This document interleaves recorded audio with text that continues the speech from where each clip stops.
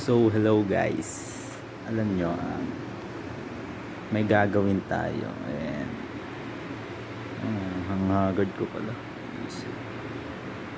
May gagawin tayo. So, dahil low-key binifan tayo, gagawa tayo na tribute page para sa kanya. Eh, sana makita to ni Mika boy. So,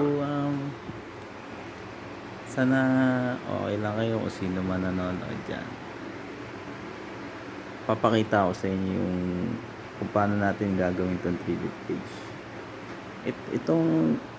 Itong video na to, total dahil kasi nag-advance reading ako sa aking course. Nag-aaral pa, syempre. Idadamay na natin dito ang bini. So, tara, pakita ko sa inyo yung plano natin. Tara, let's go. So, ito na, papakita ko na sa inyo.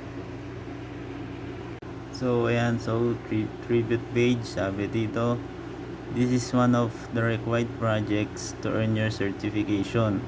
For this project, you will build a tribute page for a subject of your choosing, fictional or real. So, it depends naman sa atin. So, kaya kahit gano'n, kaya yun yung dahil lang kung bakit pinili ko ng Bini.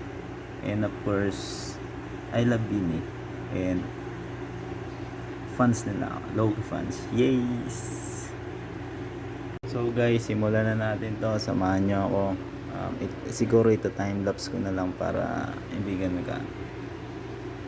And hindi ko ina-assure na matatapos din natin to agad kasi syempre gagawa tayo HTML gagamit tayo ng HTML, CSS, kung ano pang pwedeng gamitin. So tara, setup lang ako.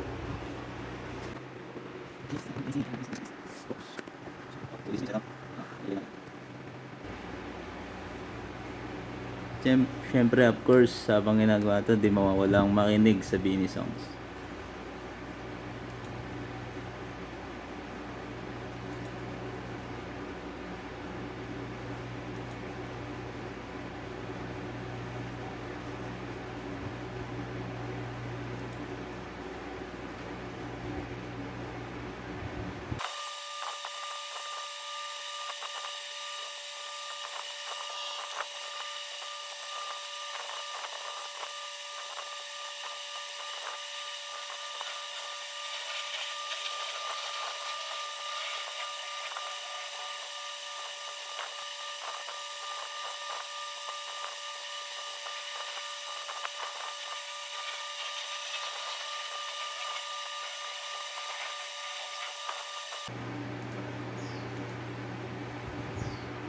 So guys, natapos ko yung header. Papakita ko sa inyo kung okay ba siya or kailangan pa i-level up. Wait lang guys, pakita ko. So ito guys, header pa lang siya. So that's color is rosy brown. Bini, a Filipino P-pop girl group that have consists 8 members.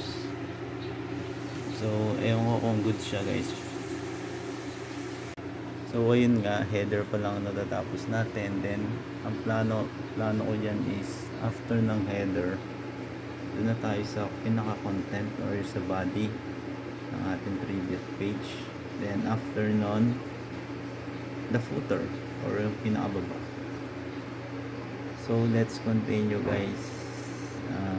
Malulobat ako kaya hindi ko rin matatapos to agad. So kung sakali mamalobat ako, charge after na mag-charge, tuloy tayo.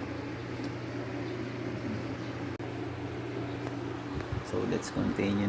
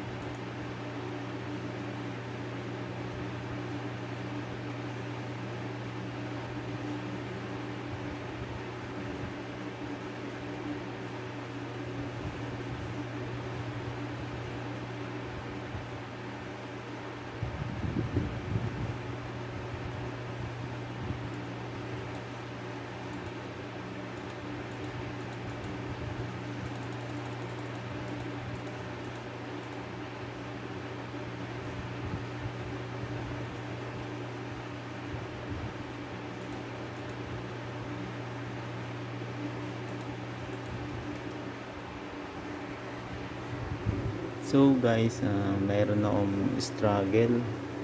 Hindi ko alam kung anong picture ang ilalagay ko dito. Dito banda dito.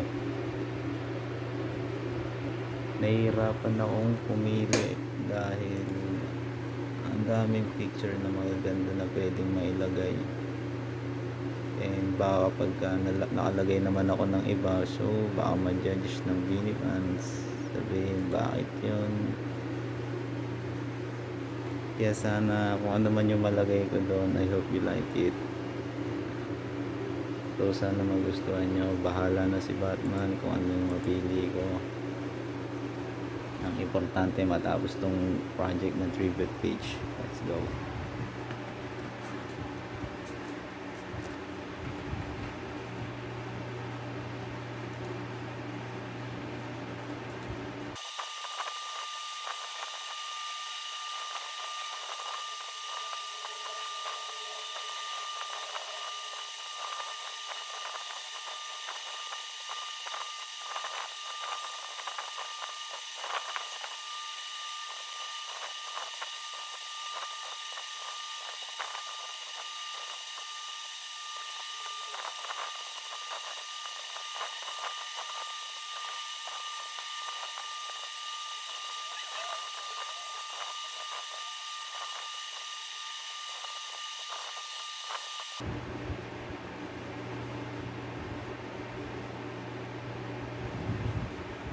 So guys, meron na konting problema and aayusin ko siya.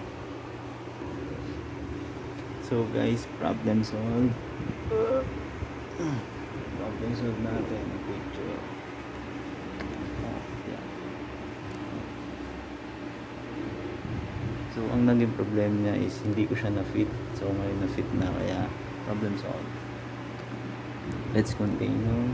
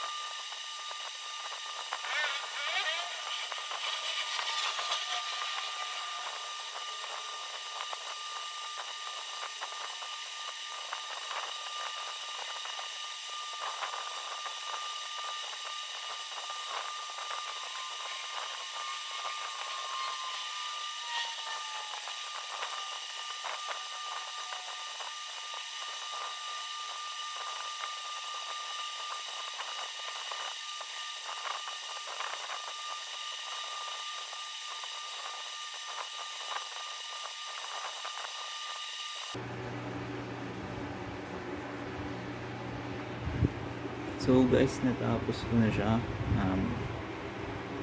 So pakita ko yung content.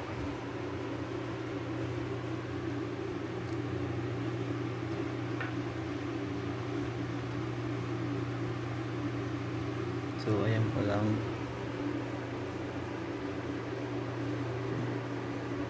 Wait lang, tanggalin ko.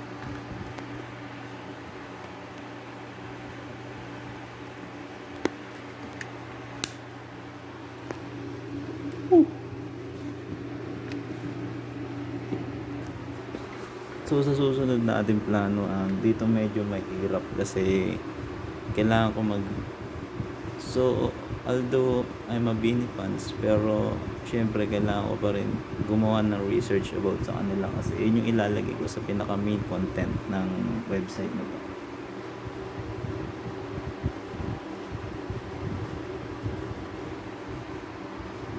Then after nun, proceed lang ulit hanggang sa matapos. So kailangan ko mag-research about sa mga hindi ko pa nalalaman. Yun.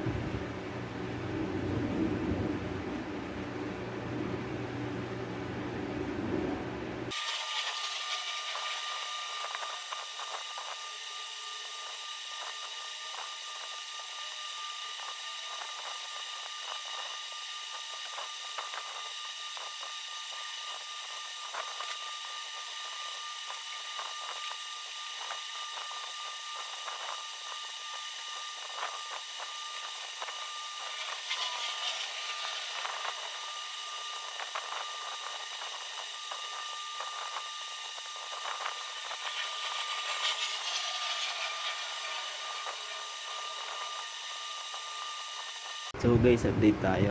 Na full storage ako. So kinakailangan kong unang stop yung video.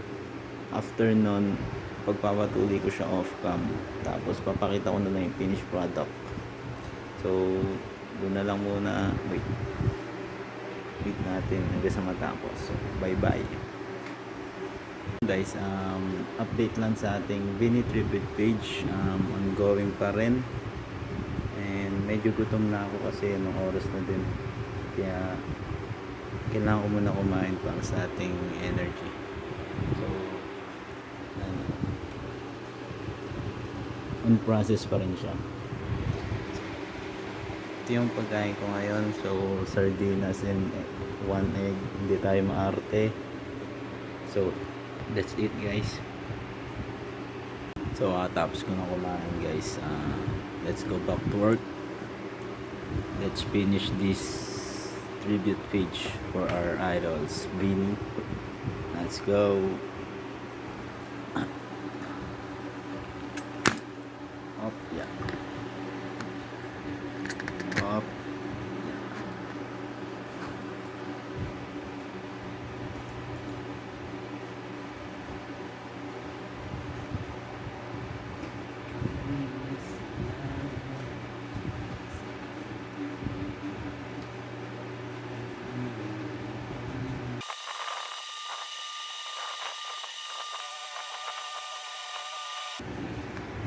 So guys, it's almost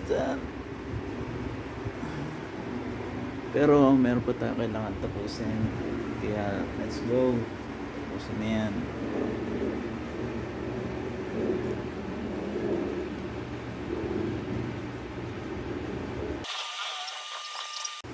So ito guys, update tayo, natapos ko na din sa wakas. Sana mapansin nila to. Papakita ko. Wait. So ito guys, gumamit ito. Kung makikita nyo, ginamit ko na lang tong talaarawan kasi wala akong makita na pwede kong magamit na picture nila. And sa baba is timeline. Then statement ni Joanna about sa grupo nila, then ang kanilang social media na pwede nyo ma-follow. So guys, sana ma-appreciate nyo itong gawa ko, and bibigyan ko kayo ng magandang view para makita nyo na maayos to. Ito guys, i-screen record ko nyo sa computer para makita nyo na mas maayos. Wait lang, ito na, screen record ko lang siya. So yun lang guys, sana ma-appreciate yung ginawa ko para sa Vinny. Sana mapansin na ito. Peace out, bebe. Hindi pa pala tapos. Kung gusto nyo makita siya or ma-access online, check nyo lang yung comment section. I will post my GitHub account and the link. And make sure guys na i-view nyo siya sa desktop or laptop kasi mas ano siya doon, mas maayos siya doon mabibigyo, kasi kapag binili niyo siya sa mga mobile or any mobile na screen resolution, ano siya doon, sabog, so magulo. So kaya ang plano ko is, hindi pa talaga siya totally tapos, ano siya tinatawagin na responsive web design. And kapag umabot to ng 100 likes guys, yun, aayusin natin pagka responsive design yan. So pwede siya ma-view sa kahit anong screen resolution, mapa cellphone man, tablet, iPhone, iPad. So yun lang guys, peace out, baby.